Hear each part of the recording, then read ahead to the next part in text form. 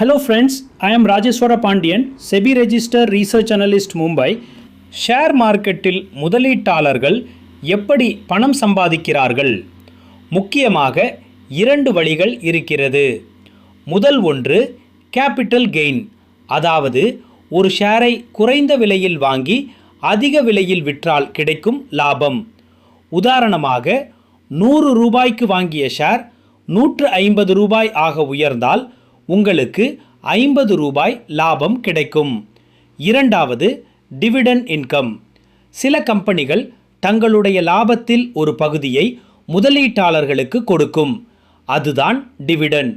சுருக்கமாக சொன்னால் ஷேர் மார்க்கெட்டில் பணம் சம்பாதிப்பது இரண்டு வழியில், பிரைஸ் இன்க்ரீஸ் மற்றும் டிவிடெண்ட். ஆனால் ரிஸ்க் இருக்கிறது. அதனால் கற்றுக்கொண்டு கவனமாக முதலீடு செய்யுங்கள். மேலும் இது போன்ற ஃபைனான்ஸ் டிப்ஸுக்கு ஃபாலோ பண்ணுங்கள்.